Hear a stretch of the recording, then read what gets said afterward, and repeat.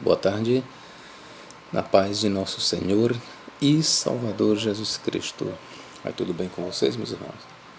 Queridos, neste vídeo nós vamos falar sobre a esperança messiânica no Antigo Testamento e a descida de Jesus Cristo ao mundo dos mortos para pregar o Evangelho.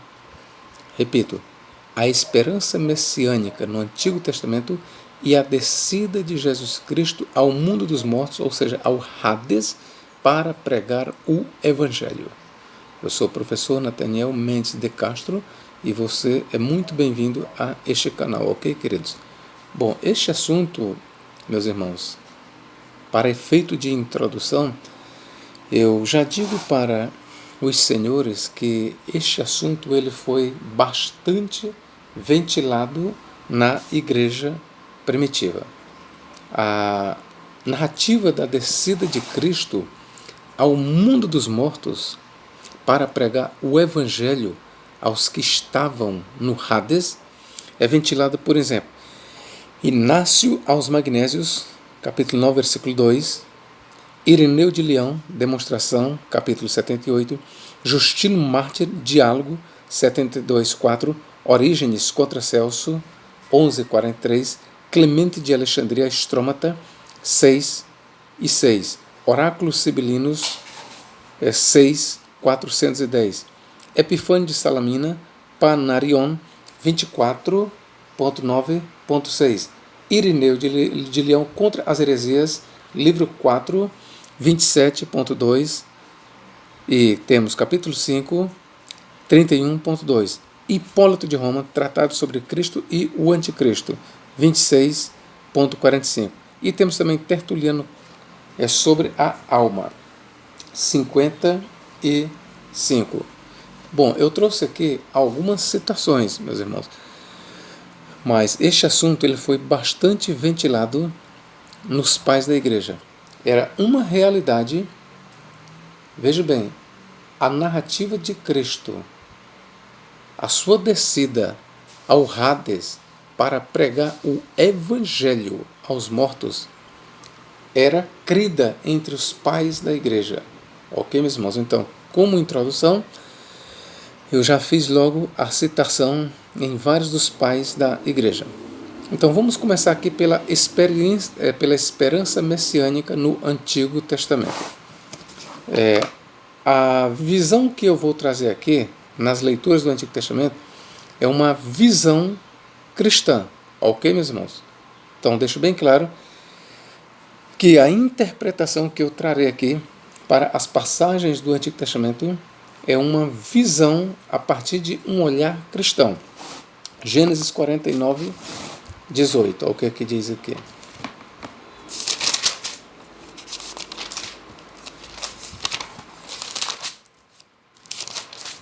Gênesis 49, 18. A tua salvação espero, ó Senhor. Jacó aqui é prestes a render sua alma, prestes a morrer, prestes a descer ao mundo dos mortos. Então ele aqui manifesta a sua esperança salvífica, ou por que não dizer esperança messiânica. A tua salvação espero, ó Senhor. Jó, vamos aqui para Jó. Jó capítulo 19.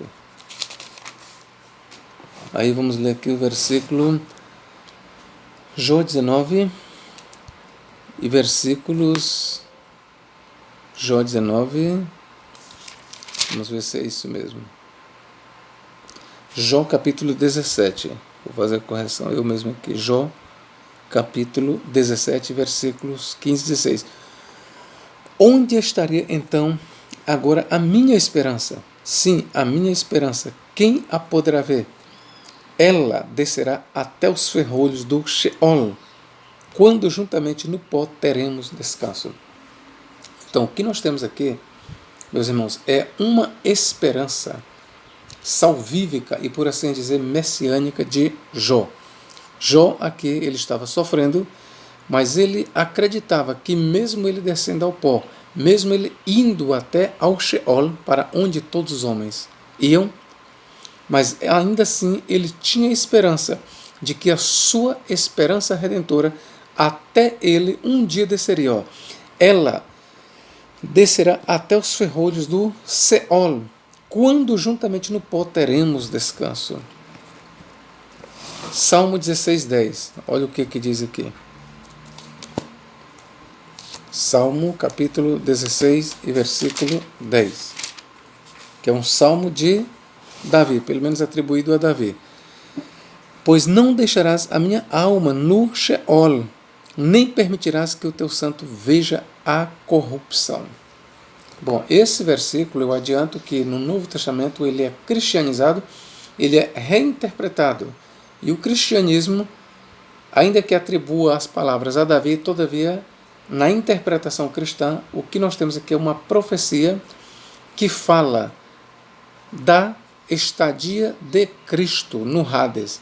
E mais do que isso, da sua ressurreição. Quando diz, pois não deixarás a minha alma no Hades, que no hebraico é Sheol, nem permitirá que o teu santo veja a corrupção. Então, nas páginas do Novo Testamento, esta profecia ela é cristianizada, ela é aplicada a Jesus Cristo e fala da descida de Cristo ao mundo dos mortos, ao Hades, bem como da sua ressurreição. 49:15. Salmo 49:15. Vamos lá, amados. Mas Deus remirá a minha alma do poder do Sheol. Aqui é trazido por sepultura, mas no hebraico diz Sheol, pois me receberá. Bom, aqui nós temos mais uma vez uma esperança messiânica, por assim dizer, uma esperança redentora do salmista, quando ele diz, mas Deus remirá a minha alma do poder do Sheol. Repito, aqui está trazido por sepultura, mas no hebraico nós temos Sheol. E o Sheol, meus irmãos, aqui eu quero lhes dizer, o Sheol é a habitação das almas dos mortos. Ainda que algumas traduções traduzam Sheol por sepultura, todavia eu quero lhes dizer que pelo menos na maioria das vezes que eu tenho investigado este assunto, Sheol sempre aponta para o mundo das almas dos mortos. O mundo das almas dos mortos. A palavra usada especificamente para sepultura no hebraico é kever. Kever. Ok, meus queridos? Vamos lá. 71:20. Salmo 71:20.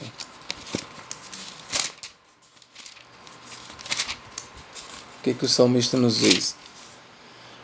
Tu, que me tens feito ver muitos males e angústias, me darás ainda a vida e me tirarás do abismo da terra. Bom, aqui o autor ele manifesta a sua esperança messiânica. Ainda que ele viesse a morrer, todavia ele alimentava a esperança de que Deus o tiraria do abismo da terra. Ou seja, que Deus o ressuscitaria. Então o salmista ele morreu com esta esperança de que Deus iria livrá-lo da sepultura, do Sheol, do poder da morte. Vamos aqui, 86:13. 86:13. Pois grande é a tua misericórdia para comigo, e livraste a minha alma do mais profundo da sepultura, ou seja, do Sheol. Mais uma vez nós temos aqui uma esperança do salmista em que ele não permaneceria, ou seja, a sua alma não permaneceria no Sheol, que é o habitat das almas dos mortos. É o mundo dos mortos. O salmista, ele aqui está manifestando essa esperança, que a sua alma, veja, ele está falando o seguinte, a sua alma não permaneceria no Sheol. Agora vejamos aqui. Nós vamos agora passar para o Novo Testamento, ok? O que o Novo Testamento diz sobre a esperança messiânica? O que o Novo Testamento tem a dizer sobre os antigos em relação ao Messias? Mateus 13:17. Porque em verdade vos digo que muitos profetas e justos desejaram ver o que vós vedes e não o viram, e ouvir o que vós ouvis e não o ouviram. Bom, de acordo com Jesus Cristo, o que ele diz? Porque em verdade vos digo que muitos profetas e justos, não só profetas, mas justos no Antigo Testamento, desejaram ver os dias do Messias. Ou seja, eles desejaram viver para ver a Jesus Cristo. Então, meus irmãos, com este comentário de Jesus Cristo, a gente fica sabendo que os santos, os justos do Antigo Testamento, os profetas, eles morreram alimentando a esperança messiânica. E mais do que isso, muitos justos e profetas, como disse Jesus, desejaram ver o que vós vedes, ou seja, o que os discípulos estavam vendo? Jesus. Então muitos deles morreram no desejo de quando Cristo viesse, eles estarem vivos para contemplar a Jesus. Então, de acordo com o Novo Testamento, meus irmãos, os antigos, eles já tinham conhecimento da vinda do Filho de Deus. De acordo com as palavras de Jesus aqui em Mateus, os antigos, os justos, os santos, os profetas, eles tinham conhecimento de que Deus haveria de enviar o seu Filho à Terra para salvar a humanidade, para remir os homens do poder da morte, do poder do Hades ou do Sheol, do poder da sepultura. Hebreus 11, o que diz aqui? Hebreus capítulo 11. Hebreus capítulo 11, versículo 13. Todos estes morreram na fé, que está falando dos justos que morreram na fé, sem terem recebido as promessas, mas vendo-as de longe e crendo nelas e abraçando-as, confessaram que eram estrangeiros e peregrinos na terra. Ok?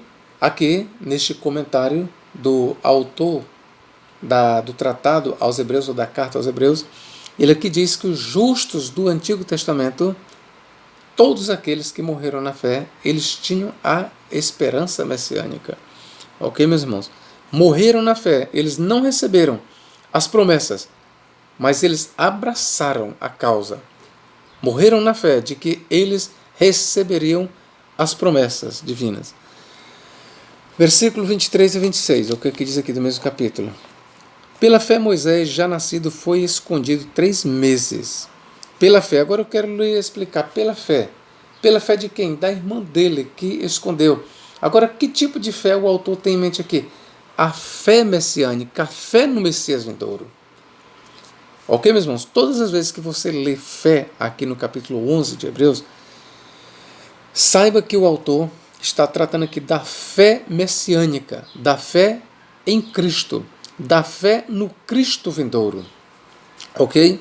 Então, pela fé, Moisés, já nascido, foi escondido 3 meses por seus pais. Ou seja, os seus pais esconderam Moisés, e de acordo com o autor, os pais de Moisés, eles tinham uma fé messiânica, eles acreditavam que Deus enviaria o Cristo, o Messias. Foi escondido por 3 meses por seus pais, porque viram que era um menino formoso e não temeram o mandamento do rei. Pela fé no Messias, pela fé messiânica, o Messias que há de vir, Moisés, sendo já grande, recusou ser chamado filho da filha de Faraó, escolhendo antes ser maltratado com o povo de Deus do que por um pouco de tempo ter o gozo do pecado, tendo por maiores riquezas o vitupério de Cristo do que os tesouros do Egito, porque tinha em vista a recompensa. Ok, meus irmãos? Então, estes versículos aqui eles são bem esclarecedores, que mostra que não só os pais de Moisés, mas Moisés, ele tinha fé cristã, ele tinha uma fé no Messias que há de vir. Vamos aqui, Lucas 10, 24. O que Lucas vai nos dizer?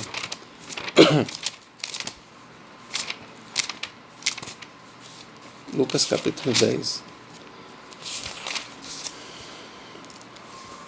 Pois vos digo que muitos profetas e reis, lá em Mateus diz muitos justos, ou muitos profetas e justos, aqui diz, pois vos digo que muitos profetas e reis desejaram ver o que vós vedes e não viram, e ouvir o que vós ouvis e não ouviram. Então vamos juntar a narrativa de Mateus e de Lucas. Pois vos digo que muitos profetas, justos e reis desejaram ver o que vós vedes e não viram, e ouvir o que ouvis e não ouviram.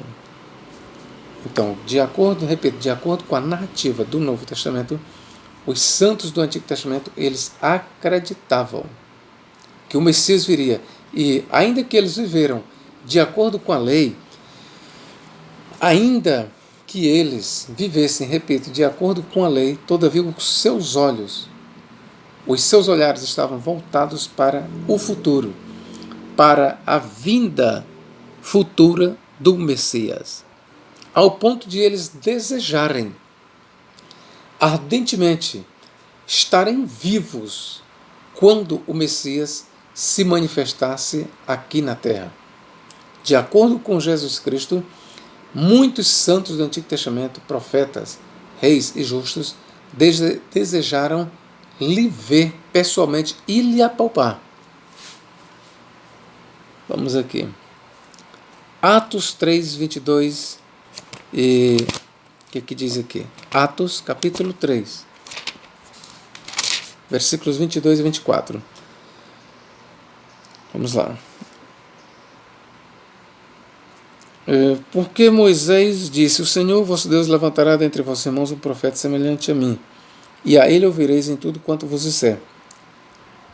E acontecerá que toda alma que não escutar esse profeta será exterminada dentre o povo. Veja que aqui é Pedro, né? Então Pedro, no seu discurso, ele pega o texto do Antigo Testamento, lá em Deuteronômio capítulo 18, que Moisés profetiza a vinda de um profeta semelhante a ele. Ora, o que isto quer dizer?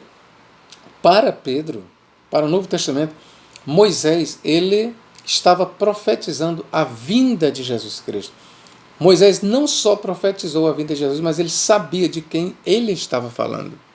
Essa é a interpretação cristã. Versículo 24. E todos os profetas, desde Samuel, todos quantos depois falaram de quê? Do mesmo que Moisés falou, do Messias. Também anunciaram estes dias. Que dias? Os dias do Messias. Vós sois, aqui ele está falando com a nação de Israel, vós sois os filhos dos profetas, quem está falando é Pedro, e do concerto que Deus fez com nossos pais, dizendo a Abraão: na tua descendência serão benditas todas as famílias da terra. Ressuscitando Deus a seu Filho, Jesus, primeiro o enviou a vós, os israelitas, os judeus, para que nisso vos abençoasse e vos desviasse a cada um das vossas maldades. Então esta narrativa aqui, meus queridos, deixa bem claro, à luz do Novo Testamento, que os antigos eles esperavam pela vinda do Senhor Jesus Cristo, ao ponto de falarem desta vinda e de desejarem ardentemente estarem vivos quando Cristo se manifestasse. João 8,56, olha o que diz aqui.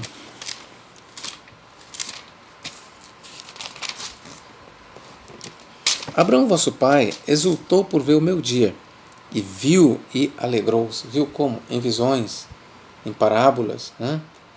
O importante é que Jesus aqui bota na fé de Abraão a esperança messiânica. Abraão desejou. Abraão, vosso pai, exultou por ver o meu dia, e viu e alegrou-se. Como foi que ele viu? Em visões. Em visões. Ok, meus irmãos? Atos 7, 52. O que diz aqui?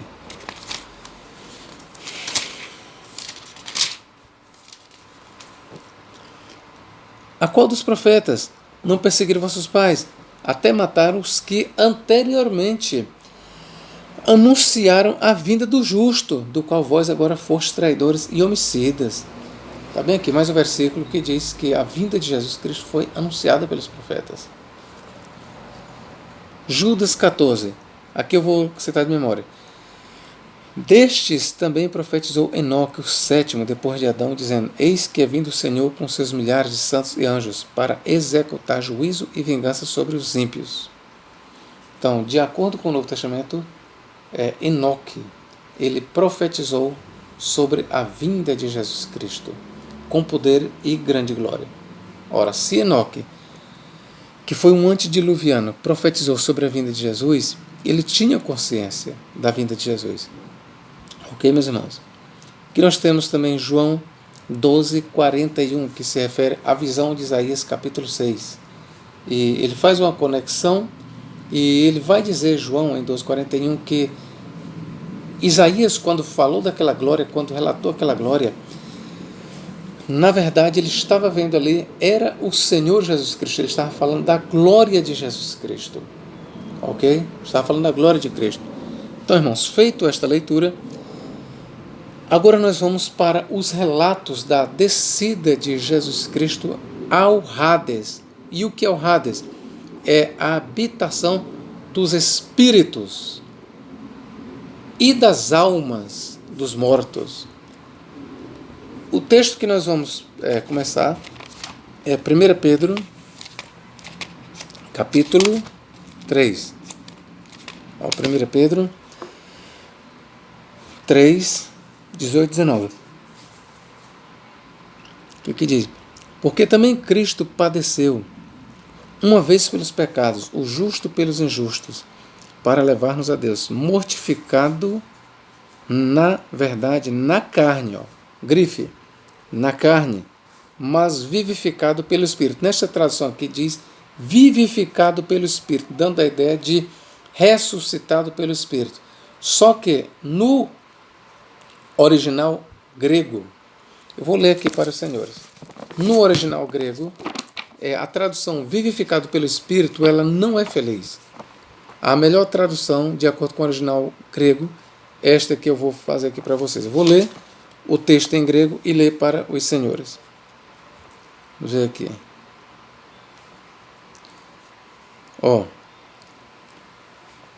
Porque também Cristo uma vez sofreu pelos pecados, o justo pelos injustos, para vos conduzir a Deus.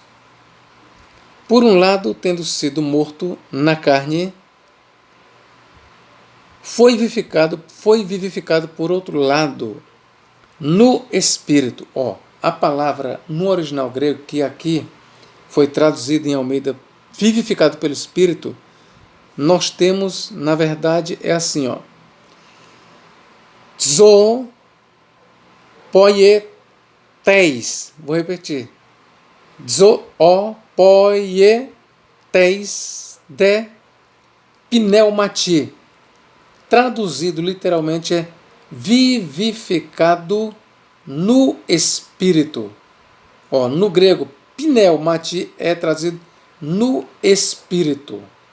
Ok, meus irmãos? Então, o Espírito que está em questão aqui não é o Espírito Santo, é o Espírito humano de Cristo. Tá bom? É o Espírito de Cristo. Assim como todos nós temos um Espírito, Cristo também tinha um Espírito. Então, o Espírito em questão aqui é o Espírito humano de Cristo, que é contrastado com a sua carne. Por isso Pedro diz, morto sim, na carne. Ou seja, Cristo estava morto na carne, mas no Espírito, no seu interior, ele estava vivificado, estava vivo. Essa é a mensagem do autor sagrado. Vamos continuar aqui. Versículo 19. No qual, ou seja, no Espírito, também, veja, também, ou seja, por que ele usou esta expressão também? Porque ele acabou de narrar o Cristo na carne.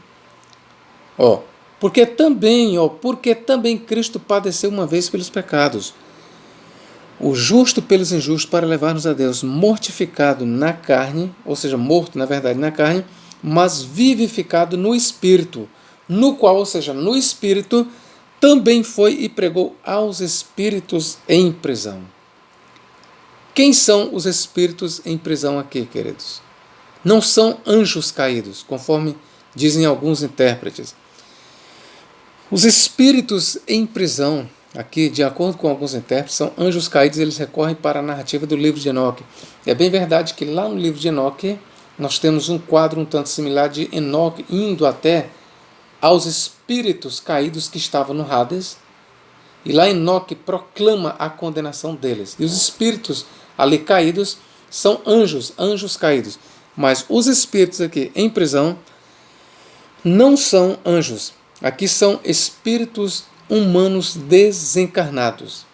E com isso concordam quase que todos os pais da igreja. O Dr. Russell Norman Chaplin, no seu comentário Novo Testamento Interpretado, versículo, comentando esta passagem, ele traz mais de 11 interpretações diferentes. E Chaplin é da opinião que os espíritos em questão aqui são espíritos humanos desencarnados que se encontravam no Hades, o mundo das almas, quando Cristo lá desceu. Ok? Vamos lá. Os quais, versículo 20, os quais em outro tempo foram rebeldes, quando a longanimidade de Deus esperava nos dias de Noé, enquanto se preparava a arca, na qual poucas, isto é, 8 almas se salvaram pela água. Então veja que o autor aqui ele não deixa dúvida. Se você perguntar, esses espíritos aqui em prisão, eles eram de qual tempo?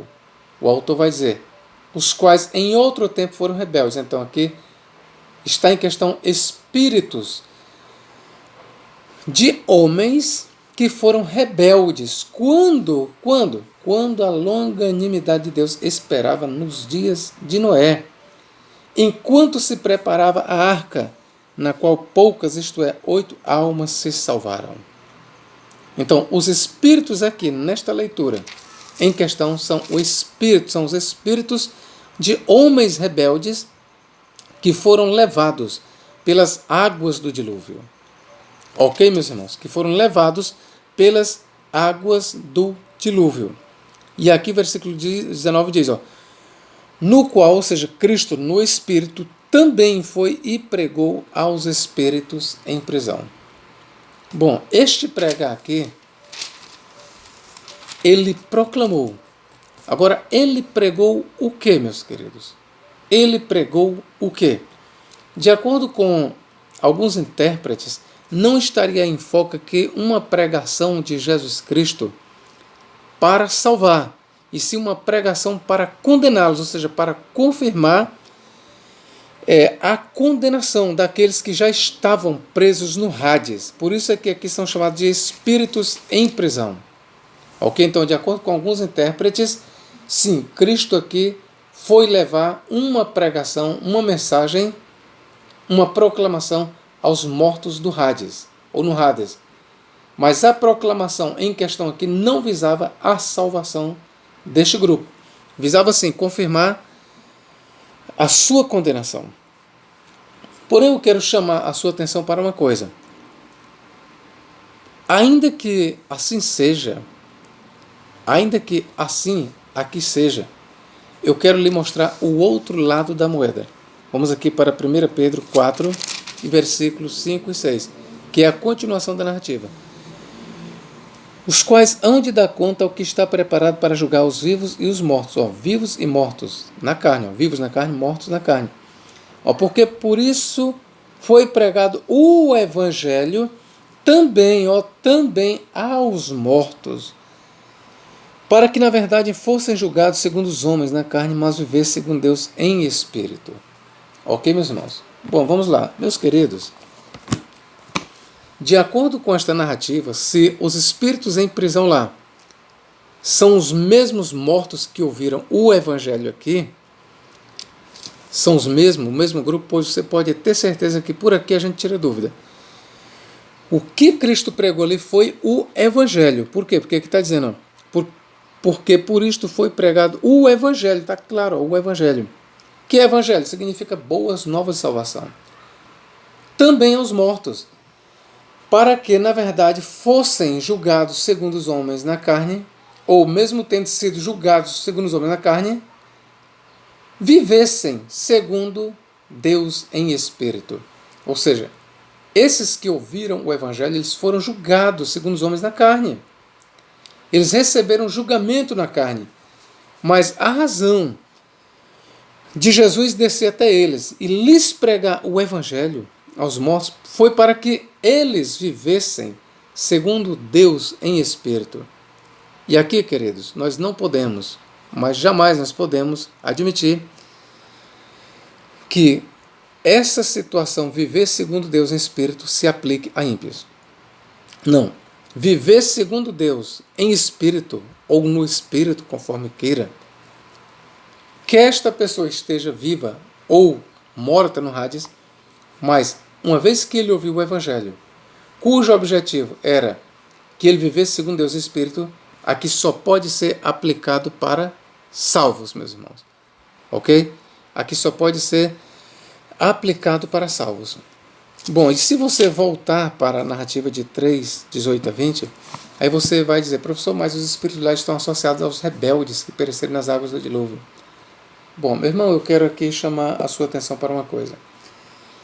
Noé, ele foi o único, Noé e seus 3 filhos e sua mulher.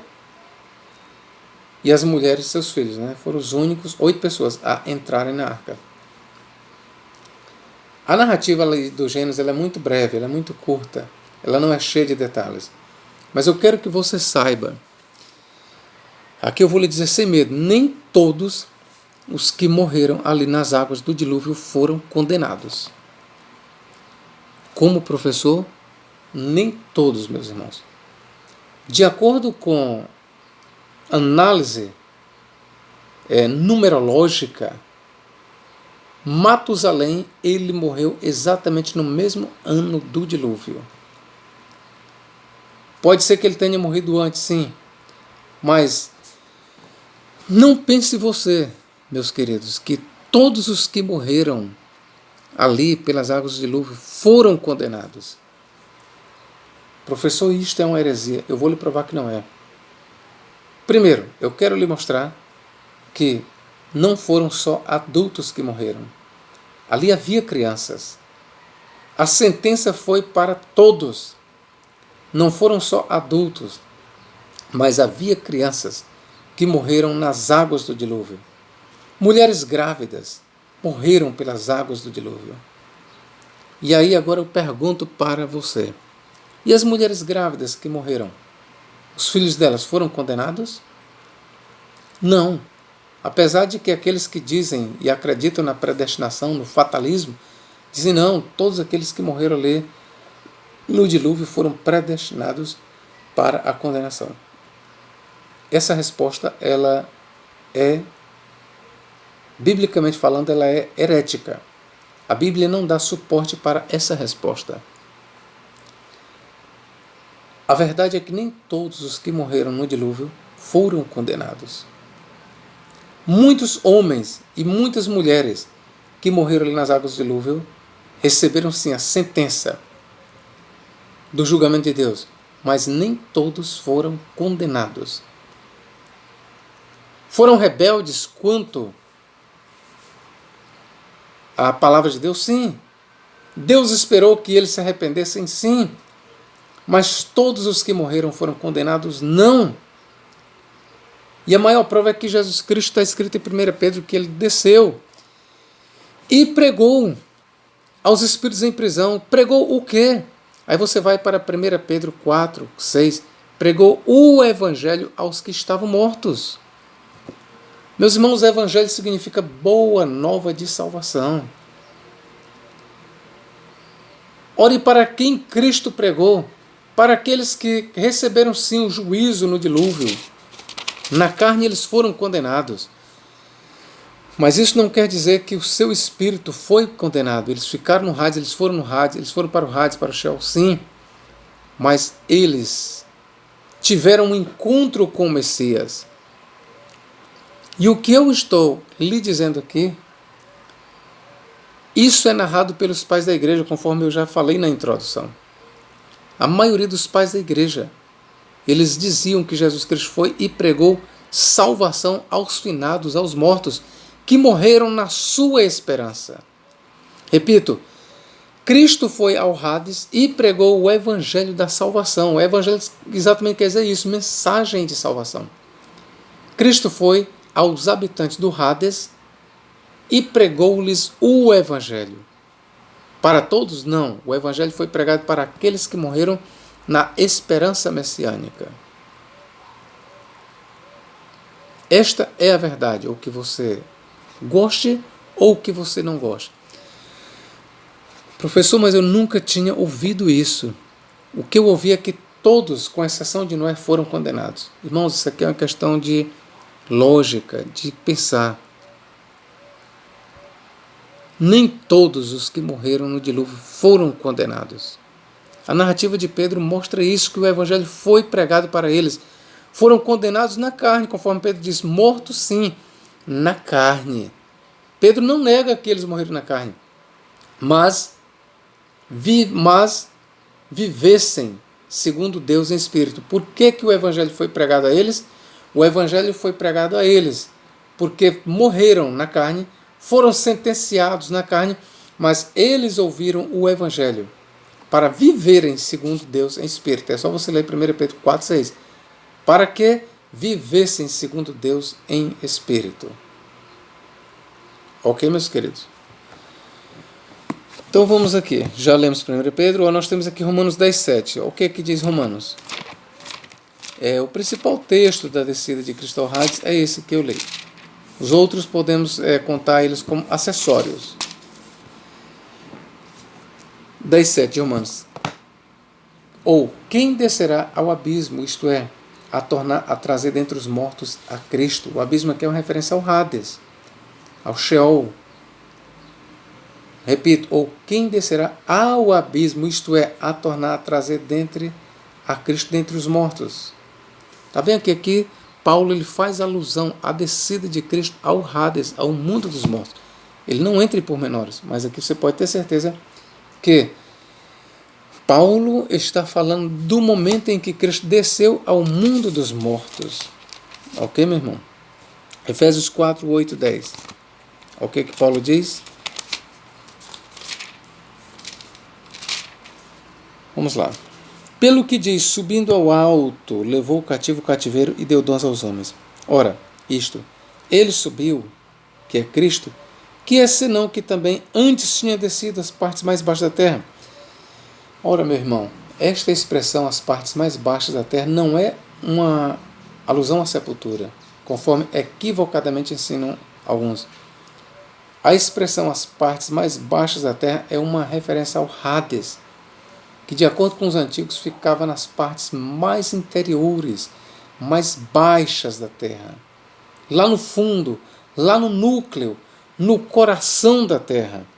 É lá que, segundo os antigos, as almas dos mortos estavam depositadas, no Sheol, segundo os hebreus, ou no Hades, segundo os gregos. Ora, aquele que desceu é também o mesmo que subiu acima de todos os céus para cumprir todas as coisas. Ora, aqui Paulo ele é mais um pouco extenso e ele não fala apenas da descida de Cristo ao mundo dos mortos, mas da sua ascensão aos céus. E ele diz, aquele que subiu aos céus, nas alturas, veja que ele contrasta as alturas celestiais com as baixezas infernais. Aquele que subiu acima, nos mais altos céus, é o mesmo que desceu nas partes mais baixas da terra. Então, Paulo aqui, ele faz uma alusão clara, inequívoca, à descida de Cristo ao Hades, ao mundo dos mortos. Atos 2:31. O que diz aqui? Atos 2:31.